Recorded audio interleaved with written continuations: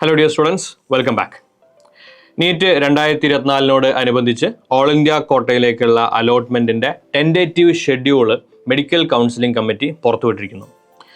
നമുക്ക് ആ ഷെഡ്യൂളിൽ എന്തൊക്കെ കാര്യങ്ങളാണ് ശ്രദ്ധിക്കേണ്ടത്, എന്താണ് ഇപ്പോൾ പുറത്തു വന്നിരിക്കുന്ന ഇൻഫർമേഷൻസ്, ഈ വക കാര്യങ്ങളൊക്കെ ഒന്ന് അനലൈസ് ചെയ്യാം.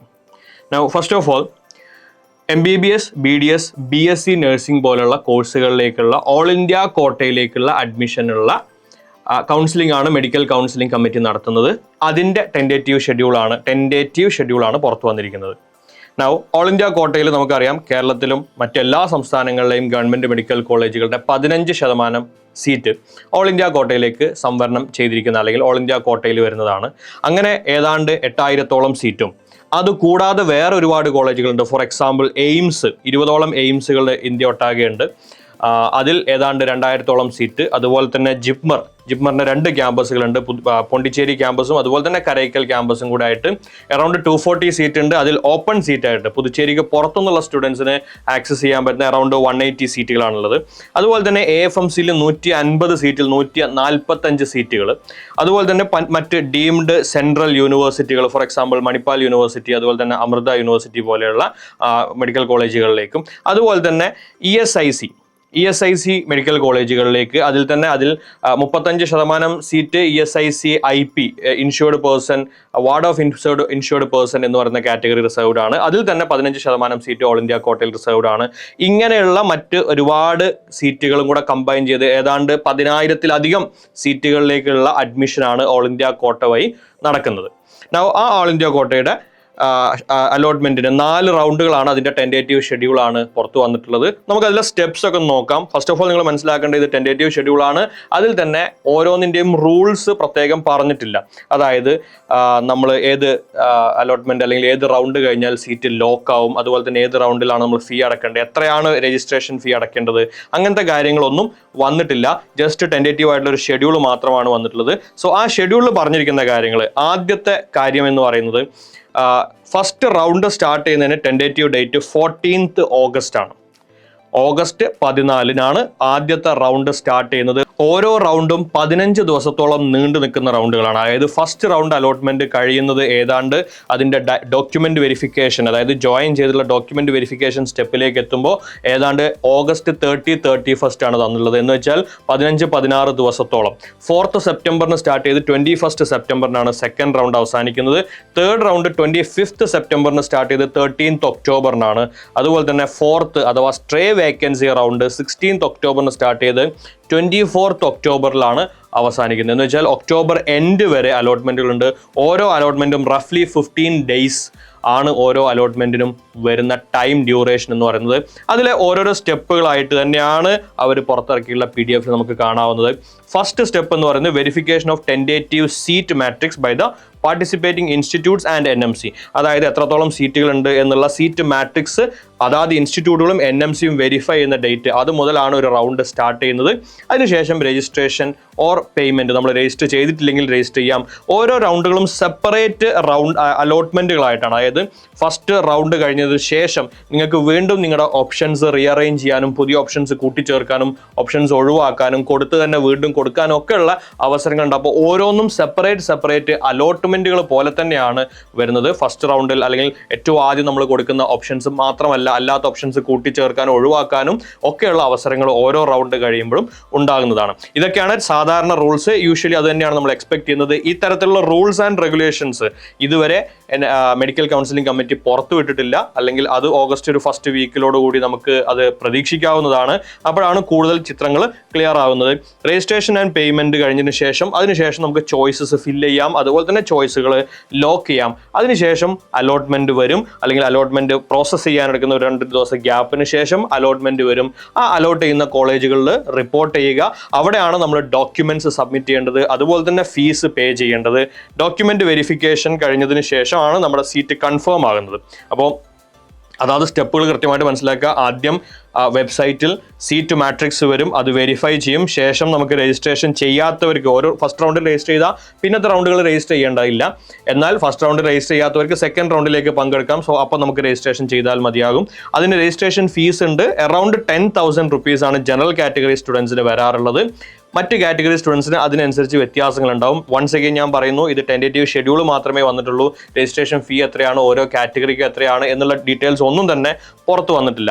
അതിനുശേഷമാണ് ചോയ്സ് ഫില്ലിങ്ങും അതുപോലെ തന്നെ ചോയ്സ് ലോക്ക് ചെയ്യുന്നതും. പിന്നെ അലോട്ട്മെന്റ് നടക്കും. അലോട്ട്മെന്റ് റിസൾട്ടിനനുസരിച്ച് നമ്മൾ അതാത് കോളേജുകളിൽ നമ്മളെ ഡോക്യുമെന്റ്സ് ഒറിജിനൽസുമായിട്ട് ചെന്ന് നമ്മൾ നമ്മുടെ സീറ്റ് കൺഫേം ചെയ്യണം. അപ്ഗ്രേഡേഷന് കൊടുക്കാതിരിക്കാം.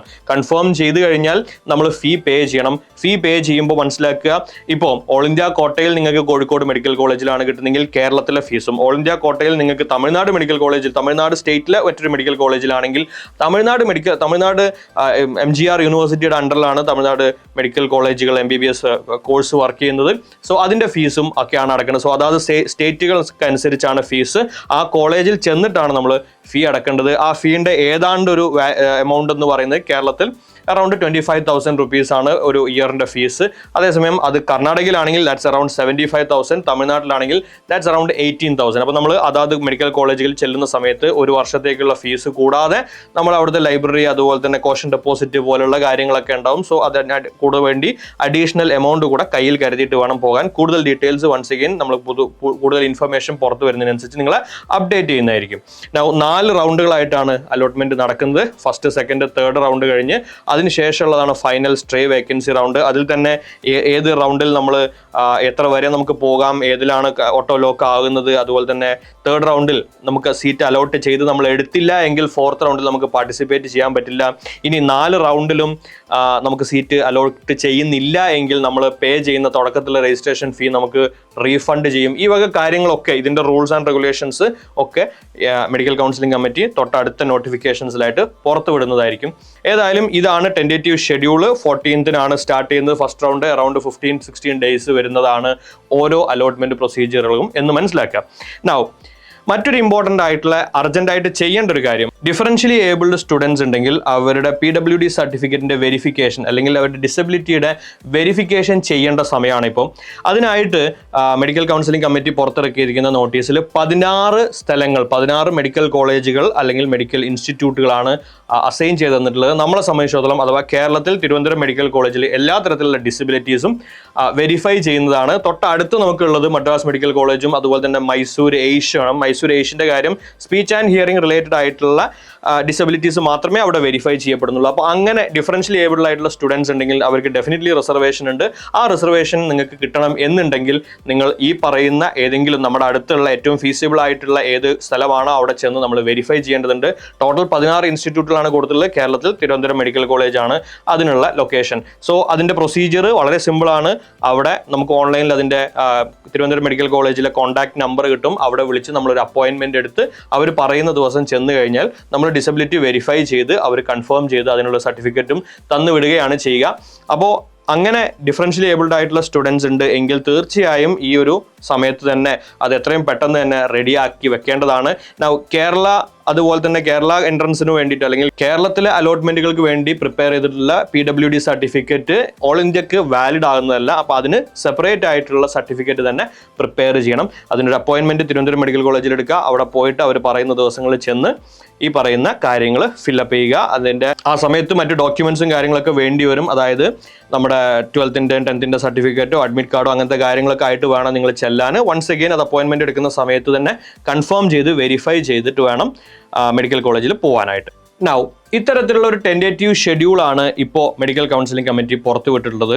കൂടുതൽ ബിസിനസ് റൂൾസ് അഥവാ അതിൻ്റെ അലോട്ട്മെന്റ് പ്രൊസീജിയറിൻ്റെ റൂൾസ് ആൻഡ് റെഗുലേഷൻസ് വരുന്നതോടനുബന്ധിച്ച് തന്നെ യൂണിവേഴ്സൽ ഇൻസ്റ്റിറ്റ്യൂട്ടിലെ സ്റ്റുഡൻസിന് വേണ്ടിയിട്ട് നമ്മൾ മീറ്റിംഗ് വിളിക്കുന്നതായിരിക്കും. ഓഫ്ലൈനായിട്ട് മീറ്റിംഗ് AFSR വിളിക്കും. അതിൽ ഏതൊക്കെ മെഡിക്കൽ കോളേജുകളാണ് നമുക്ക് പ്രിഫർ ചെയ്യാൻ നല്ലത്, ഏത് തരത്തിലാണ് നിങ്ങൾ മുന്നോട്ട് പോകേണ്ടത്, ഓൾ ഇന്ത്യ കോട്ട അല്ലെങ്കിൽ ഓൾ ഇന്ത്യ അലോട്ട്മെൻറ്റും കേരള അലോട്ട്മെൻറ്റും 1 by 1 ആയിട്ട് വരുന്ന സമയത്ത് എന്തൊക്കെ റെഗുലേഷൻസ് അല്ലെങ്കിൽ എന്തൊക്കെ പ്രിക്കോഷൻസ് ആണ് നമ്മൾ എടുക്കേണ്ടത്, ഏതൊക്കെ ഡോക്യുമെന്റ്സ് ആണ് നമ്മൾ കയ്യിൽ കരുതേണ്ടത്, ആ വക കാര്യങ്ങൾ. അതുപോലെ തന്നെ ഫോർ എക്സാമ്പിൾ ഒരു മെഡിക്കൽ കോളേജിൽ നമ്മൾ അലോട്ട്മെന്റ് കിട്ടി അവിടുന്ന് അപ്ഗ്രേഡ് ചെയ്യുകയാണെങ്കിൽ അവിടെ പോയി നമ്മൾ TCയും മറ്റു കാര്യങ്ങളും വാങ്ങി മറ്റു മെഡിക്കൽ കോളേജിൽ പോയിട്ട് നമ്മൾ സബ്മിറ്റ് ചെയ്യണം. അങ്ങനത്തെ പ്രൊസീജിയേഴ്സും അതുമായി ബന്ധപ്പെട്ട കാര്യങ്ങളെല്ലാം AFSRയുടെ ഓഫ്ലൈൻ മീറ്റിംഗിൽ ഉണ്ടാകുന്നതാണ്. അപ്പോൾ കൂടുതൽ റൂൾസ് ആൻഡ് റെഗുലേഷൻസ് വന്നതിന് ശേഷമായിരിക്കും AFSRയുടെ മീറ്റിംഗ്.